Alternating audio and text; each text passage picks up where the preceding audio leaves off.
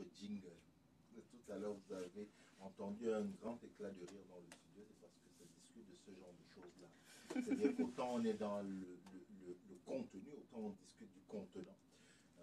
Et j'ai vraiment pas de répit. Il faut que je vous le dise, chers auditrices et auditeurs, je n'ai pas de répit dans cette émission. Donc voilà, ça c'est l'annonce de l'entrée en lice de Jade. Bonjour Jade. Bonjour Cyril. Les vacances se sont très bien passées, ça on en a parlé, on ne va pas revenir là-dessus. Mais l'actualité ne t'a pas échappé pourtant. Ça, il n'y avait pas le choix. Ce n'est pas que l'actualité ne m'a pas échappé, c'est l'actualité ne nous laisse aucune occasion de nous échapper de toute façon. Mais si, parce que c'est un choix que nous faisons. Tu devrais le garder comme débat, comme sujet de débat le mois prochain. Déterminisme contre choix. Mais c'est vrai. Regarde, on a choisi volontairement pour une émission de retour. On prend un peu de ton temps, mais on a choisi de ne pas parler, par exemple, du King of the World, que certains ont voulu faire, ont voulu plutôt présenter comme le plus cool des animaux. Hein, je vais m'arrêter à ça. On a choisi de ne pas en parler. Nous n'en avons pas parlé, mais pour les auditeurs et les auditrices qui nous découvrent en 2018, sachez que j'avais eu l'occasion de faire une chronique en 2017 sur le marketing raciste, en parlant notamment de Dove. On était sur Dove, Et l'analyse qu'on avait faite ensemble et la discussion qu'on avait faite s'applique exactement au cas H&M. Donc, si vous avez envie d'avoir un petit clin d'œil là-dessus... Allez, les archives sont là. Non, les archives sont sur Facebook. C'est pour dire que, de toute façon, on a fait un choix de ne pas en parler. On a choisi de ne pas parler de l'augmentation des taxes à Montréal qui a été annoncée hier. C'est un choix. Tout comme on a choisi de ne pas discuter sur oui ou non faut-il une journée de l'islamophobie. Contre, tu veux dire. Contre l'islamophobie. Voilà, qu'est-ce que j'ai dit? Oui. Donc voilà, c'est un choix. Donc c'est pour ça, c'est dans ce sens que je dis oui, il faut que... Et aujourd'hui, j'ai choisi mon sujet de chronique. Tu as choisi ton sujet. Tu as vu comment je ramène? Voilà, donc j'avais raison. Alors, dis-nous. Alors, le sujet du jour, c'est le mouvement MeToo, et plus particulièrement les angles morts du mouvement MeToo. Avant de me lancer dans la chronique, je tiens à m'excuser auprès des auditeurs et des auditrices. Je sors d'un petit rhume. Il se pourrait que vous m'entendiez tousser de temps en temps. Je m'en excuse d'avance. Je vais essayer d'être le plus professionnel possible pour éviter que Cyril me transperce du regard. Donc, mon sujet de chronique du jour, c'est MeToo et les angles morts du MeToo. Ce qui avait l'air de t'intéresser. Oui. Non, ça m'intéressait parce que MeToo, on en a parlé, il reste présent. Oui. Et là, tu as donc décidé les angles morts. Moi, je me disais, ok, les angles morts, moi, c'est la conduite. J'ai décidé de le mettre dans le hashtag. Ce qui manque, en fait, dans cette campagne. Ce qui manque, oui, c'est vraiment le sujet de ma chronique. Donc, du coup, je vais commencer. Okay. Pour revenir un petit peu dans le contexte de MeToo, j'imagine que tout le monde a eu l'occasion d'en entendre parler, mais il faut toujours contextualiser.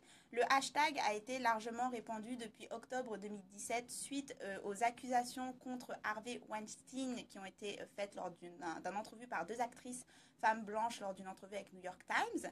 Et suite à cette entrevue, l'actrice Alyssa Milano a lancé une campagne sur Twitter, le hashtag MeToo, en demandant aux femmes de parler de leur histoire, de montrer, en fait, le principe était de montrer à quel point la culture du viol, les agressions sexuelles, le harcèlement sexuel était un phénomène très banal, normalisé, un fléau beaucoup plus large que ce que la population, que ce que le mainstream semblait comprendre. Et cette campagne a dépassé, j'imagine, toutes ces attentes, puisque le hashtag MeToo est le hashtag, il me semble, aujourd'hui mondialement le plus retweeté. Donc, il y a eu partage des histoires, notamment il y a eu des traductions. Au Québec, il y a eu le hashtag moi aussi. En France, il y a eu le hashtag moi aussi. Il y a eu le hashtag également balance ton porc. Donc, c'est un hashtag qui non seulement a pris racine aux États-Unis, mais a également réussi à se déployer en fait internationalement. Ce qu'il faut savoir également, c'est que grâce à cette campagne de hashtag MeToo, il n'y a pas seulement eu popularisation, ou plutôt mise en avant des histoires, il y a également eu conséquences. C'est-à-dire qu'on a eu finalement des agresseurs, des accusés qui ont eu des conséquences notamment sur leur carrière. Certains sont même allés en justice. Harvey Weinstein, par exemple, est désormais persona non grata à Hollywood, mais il n'est pas le seul. Donc, des têtes sont tombées. Ce qui est assez extraordinaire étant donné que normalement, et c'est contre lequel également se battait le hashtag MeToo, c'est on n'entend pas, on ne croit pas les récits qui nous sont faits. Donc il y a énormément de femmes qui ont utilisé le hashtag MeToo et notamment des femmes très connues de haut profil dans le milieu hollywoodien. On pense à Gwyneth Paltrow, on pense à Reese Witherspoon, on pense à Sheryl Crow. Donc il y a eu quand même énormément de femmes avec un certain capital de sympathie du public et très connues donc dans le milieu hollywoodien qui ont relayé également le hashtag MeToo et qui ont également dénoncé donc leur agresseur parce qu'il y a en plus du MeToo, il y a également eu injonction en fait à dénoncer. Donc donner le nom des agresseurs, on va les faire tomber. Donc voilà un peu et janvier 2018, le hashtag MeToo continue d'être au cœur de l'intention médiatique et l'attention du public. Et moi ce qui m'intéresse c'est de montrer une fois qu'on en est là, une fois que tout le monde décrit, parce que c'est ce qui arrive aujourd'hui, tout le monde décrit le mouvement MeToo comme le mouvement qui va permettre de mettre fin à la culture du viol, comme à un moment, il y aura eu le avant et le après MeToo. Donc c'est vraiment considéré comme un énorme mouvement, notamment dans l'histoire du féminisme, notamment dans l'histoire des luttes contre le sexisme, notamment dans l'histoire contre finalement les agressions sexuelles. Et moi, je m'étais dit, ok, allons voir du coup, qu'est-ce que ce MeToo? Est-ce qu'il ne manque pas quelque chose? Quels sont les angles morts du MeToo? Parce que malheureusement, il y en a. Et ces angles morts, si on ne s'attaque pas, risquent de causer beaucoup de dommages, en fait, même aux victimes qui utilisent le hashtag MeToo. Donc, je vais m'expliquer. Il faut savoir également que même si Alyssa Milano a popularisé le hashtag MeToo, ce n'est pas elle, en fait, qui a lancé le mouvement. Vraiment, faut remettre en avant le travail de Tarana Burke, qui est une femme noire, qui a lancé une campagne MeToo en 2006, donc il y a déjà 10 ans, qui est une femme noire qui a lancé ce hashtag MeToo en ayant en tête donc de ce projet de mettre en avant les récits des victimes et notamment les récits des victimes, les femmes noires. Et là, du coup, c'est ce qui va me permettre de mettre en avant le premier problème d'angle mort du fameux hashtag MeToo, c'est finalement lorsque vous regardez à quel moment le public a fini par réagir, à quel moment il y a eu réaction des médias, conséquences, prise en compte et réaction face aux discours et aux dénonciations, c'est lorsqu'on a eu des femmes blanches de classe moyenne à haute, surtout haute, connues, ayant déjà un très fort sympathie culturelle et publique, qui se sont avancées et qui ont donné leur récit. Ce qui donc met en avant que ce sont certaines victimes qui ont permis de déclencher l'intérêt et la réaction du public et pas d'autres. Et ces victimes sont des victimes des femmes blanches qui correspondent malheureusement à ce qu'on appelle la victime idéale. C'est-à-dire, et c'est ce qui est un des premiers problèmes du MeToo, c'est qu'il met en avant un certain type de victime, c'est-à-dire une femme blanche respectable, qui a une carrière, qui a des moyens de se faire entendre, qui a une plateforme pour se faire entendre. Le MeToo a surtout eu des conséquences et un impact dans le milieu hollywoodien, donc le glamour. Et donc, ce sont des femmes bien particulières qui ne sont malheureusement pas, même si je ne veux pas diminuer les violences qu'elles ont subies, mais elles ne sont pas représentatives du nombre de femmes qui sont le plus touchées en fait par les agressions sexuelles et le harcèlement de rue, par exemple le harcèlement sexuel. Donc là aussi, je reviendrai là-dessus. Mais comme je l'ai dit, donc il y a eu réaction du public et attention lorsque ces discours ont été apportés par des femmes blanches.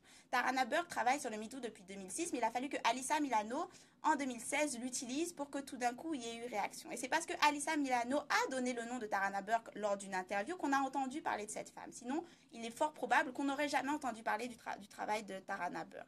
Cela me rappelle par exemple le fait qu'il y a eu énormément de campagnes qui ont été lancées lors du MeToo, notamment une campagne de abandonnons Twitter pendant une journée parce que Twitter avait supprimé, il me semble, le compte de Rose McGowan qui continuait à dénoncer. Et Twitter avait bloqué son compte pendant, je crois, 48 heures, 24 heures, 48 heures. Et là-dessus, il y avait une réaction massive des mêmes personnes qui avaient lancé le MeToo, pas Tarana Burke, mais les femmes blanches de Hollywood, en disant, puisque c'est comme ça, on va arrêter Twitter pendant une journée en solidarité avec Rose McGowan. Et là encore, ce qui est intéressant, c'est de voir, ok, il y a cette réaction-là, mais où étaient les réactions lorsque Leslie Jones, en 2016, était littéralement harcelée au quotidien sur Twitter, au point qu'elle a fini par abandonner Twitter parce qu'elle était actrice dans Ghostbusters. Elle a abandonné Twitter, elle est venue, elle a dit, voilà, je suis harcelée, j'ai des commentaires racistes, sexistes, je ne supporte plus Twitter, je suis obligée de bloquer mon compte, je n'en peux plus. Il n'y a eu aucune réaction. Le mouvement afroféministe, le mouvement noir a soutenu Leslie Jones, a essayé d'attirer l'attention là-dessus. Malheureusement, il n'y a pas eu la sympathie du public qu'il y a eu. Par contre, lorsque Rose McGowan se voit bloquer son compte, là, tout d'un coup, toutes ces femmes réagissent et disent on va soutenir Rose. Donc là encore, la réaction est là lorsqu'il s'agit d'une femme blanche qui en est victime. La victime idéale, celle qu'on protège, c'est la femme blanche. Et on oublie les autres femmes qui ne correspondent pas. Et surtout, on oublie les femmes noires qui, pourtant, dans le mouvement MeToo, sont au cœur du lancement de ce mouvement, avec notamment Tarana Burke. Donc ça, c'est le premier problème. Sachant également, pour vous donner quelques statistiques, si vous vous rendez compte de l'impact et de la grandeur du fléau des violences qu'il y a dans le mouvement, dans le milieu hollywoodien pour ces femmes blanches, pourtant très connues, ayant le moyen finalement, même peut-être d'avoir plus de protection, d'être peut-être un peu plus cru que la moyenne. Il faut savoir que selon les études, les domaines du travail où on retrouve le plus d'agressions sexuelles et le plus de harcèlement, c'est le milieu des hôtels, donc hôteliers, le milieu de la restauration, le milieu de la vente en détail, donc les magasins,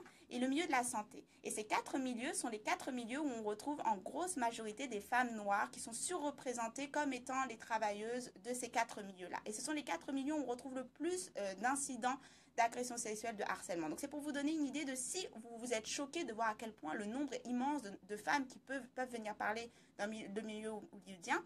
Imaginez dans les milieux où c'est documenté le nombre de femmes qui auraient des récits à donner. Et pourtant, ces femmes-là, on ne les voit pas, elles ne sont pas visibilisées et elles ne reçoivent pas le soutien et l'intérêt du public qu'on voit pour les actrices blanches du milieu hollywoodien. Donc ça, c'est le premier angle mort du hashtag MeToo. Le premier, le deuxième finalement, puisque j'ai mergé les deux, victime idéale et le milieu.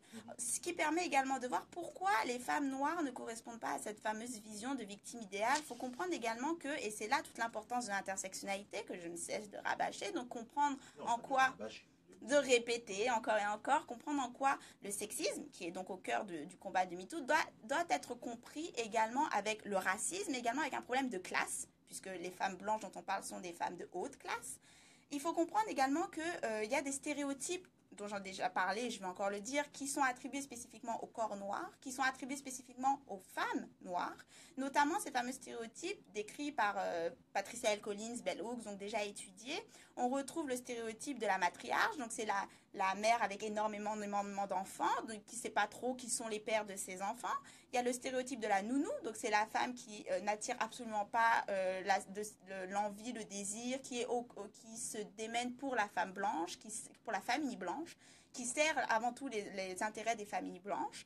Et il y a la figure de la castratrice, donc c'est cette femme noire qui serait un véritable monstre à la maison, qui empêcherait les hommes d'occuper leur place des hommes. Et enfin, il y a le stéréotype de la Jézabel. Donc la Jézabel, c'est une femme noire prostituée, c'est celle qui a une sexualité complètement sans limite, c'est la panthère, la féline, la wild. Donc c'est ce stéréotype-là, Jézabel, c'est celle qui autorise finalement les viols, les agressions sexuelles, c'est-à-dire c'est celle qui ne permet pas de reconnaître la possibilité qu'une femme noire puisse être victime, ne permet pas de reconnaître son innocence. Et pareil, on en avait parlé l'année dernière, Cyril, les études ont démontré que les petites filles noires sont considérées comme moins innocentes que leurs contrepart petites filles blanches et plus tôt. C'est-à-dire qu'on va considérer une petite fille noire comme adulte beaucoup plus tôt qu'une petite fille blanche. Donc tous ces stéréotypes, lorsque vous les prenez en compte avec une campagne comme MeToo et que vous vous demandez mais où sont les femmes noires et pourquoi elles n'obtiennent pas le même soutien, doivent être compris. C'est-à-dire qu'elles vont à l'encontre de la possibilité qu'on puisse reconnaître que les femmes noires sont également victimes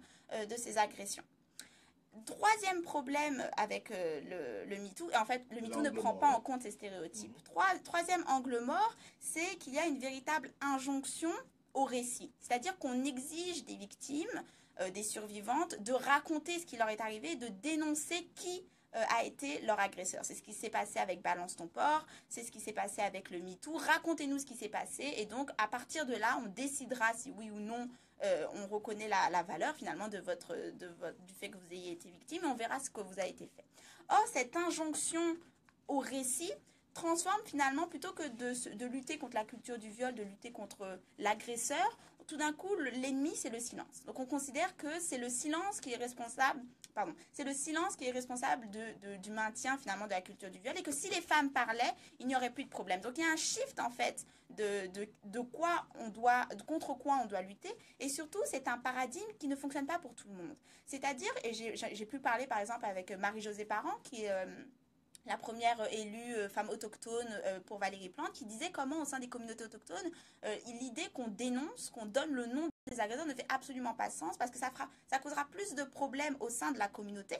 Ça empêchera en fait la possibilité de heal, de soigner en fait la communauté, et ce serait contre-productif pour les femmes victimes qui continuent de vivre dans cette communauté. Donc elle montrait comment le MeToo par exemple n'avait aucune valeur au sein des communautés autochtones et que les femmes autochtones n'avaient pas pris part à cette campagne parce que ça ne leur servait strictement à rien de raconter leur récit, de donner les noms de leurs agresseurs dans leur contexte particulier. De même, et c'est ce qui va être intéressant de voir avec le cas de Anita Hill, pour le cas des femmes noires, on a aussi lorsque l'agresseur est un homme noir. Là, ça change la donne. Parce que, comme tu te rappelles le cas de Anita Hill, cette femme qui avait dénoncé Clarence Jones pour agression sexuelle. Exactement. Donc, le premier... Voilà, aux États-Unis, dans les années 80, Clarence Jones allait être le premier homme noir à devenir membre de la Cour suprême. Et lorsque vous avez des nouveaux membres, ils doivent passer tous ces tests, au crible.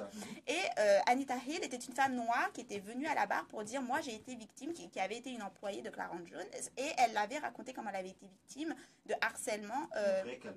Voilà. Et en plus, pour rajouter au calvaire, c'était la première fois que c'était télévisé. Donc, rendu complètement public un tel procès. Et voilà. Et d'un procès contre Clarence Hill, en fait, il n'y en a pas eu, c'est devenu un procès contre Anita Hill. Donc, on avait cette femme noire qui se retrouvait devant tout un groupe d'hommes blancs qui questionnaient son caractère, qui questionnaient sa santé mentale, qui l'accusaient d'être érotomane, qui lui demandaient constamment de raconter des passages de son histoire qui étaient difficiles pour elle. On voit comment elle lutte, à chaque fois, il lui redemande. C'est intime, exactement. Et Anita Hill, non seulement, donc ça va devenir cet énorme sujet d'actualité, mais en plus, elle va être accusée d'avoir lavé son linge sale en public. C'est-à-dire que la communauté noire va lui dire, peut-être que ça t'est arrivé, mais au fond, on s'en fiche. Tu n'avais pas à le dire, tu n'avais pas à raconter, parce qu'il faut quand même qu'il y ait... il faut soutenir l'homme noir contre tout. La communauté passe avant. Le racisme, le combat contre le racisme passe avant les problèmes de femmes, passe avant les problèmes de sexisme. Tu n'avais pas à aller témoigner contre un homme noir en public. Tu aurais dû garder ça à la maison, à l'intérieur. C'était aussi parce que pour la communauté noire, l'argument c'était au moment où on va voir quelqu'un qui va être à la Cour suprême, exactement. Exactement. Et le cas Anita Hill est devenu un peu l'exemple de ce qui attendait les femmes noires si elles osaient dénoncer les hommes de leur communauté. De même que du coup, dans ces conditions-là, un MeToo, on vous dit, dis-nous le nom de l'agresseur, vous savez que vous risquez de perdre le soutien de votre communauté si vous le faites.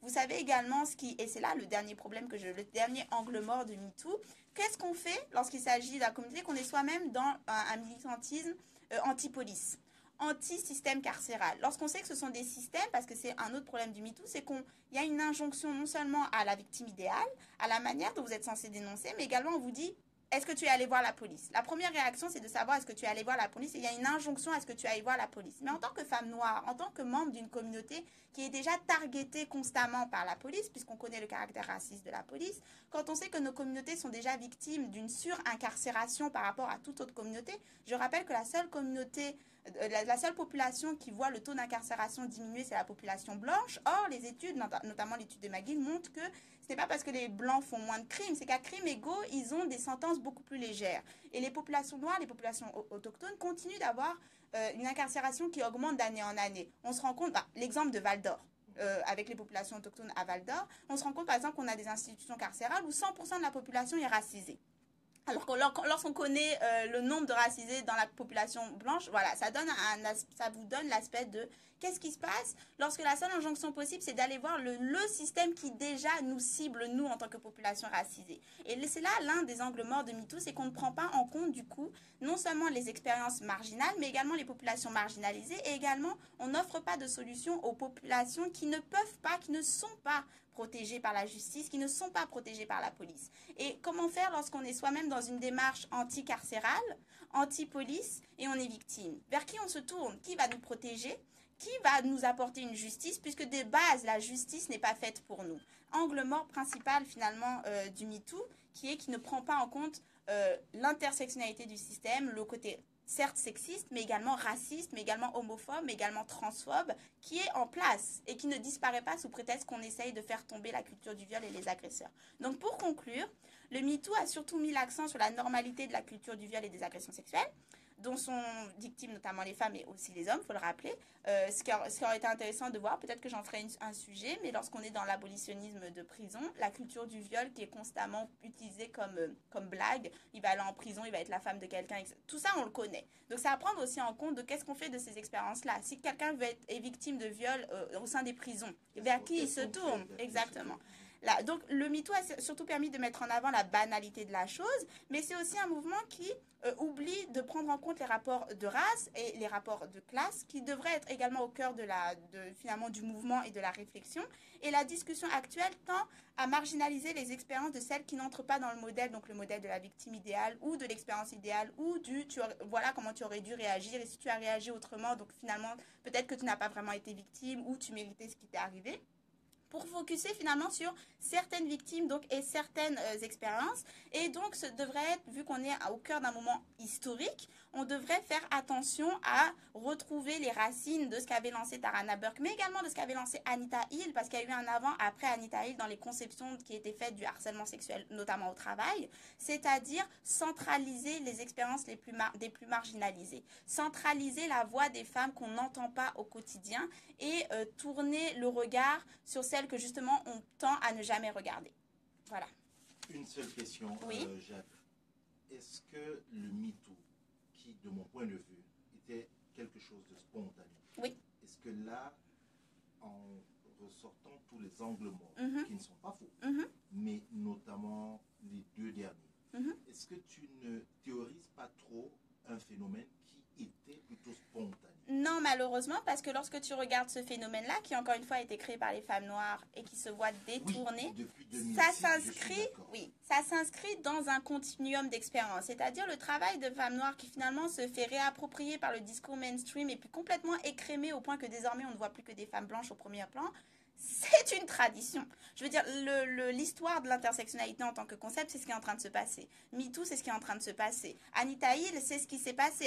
Après, quand on a commencé à regarder le harcèlement sexuel, on a oublié le cas des femmes noires. Le féminisme, c'est ce qui s'est passé. On oublie, lorsqu'on parle féminisme, on pense femmes blanches, on oublie tout le travail qui a été fait par les femmes noires, par les femmes racisées, par les femmes latinas, par les femmes asiatiques. Toutes ces femmes étaient présentes. J'entends parfois des commentaires de personnes lorsqu'on regarde des films. Il y a des films qui sont faits, par exemple, sur le féminisme, Les Suffragettes.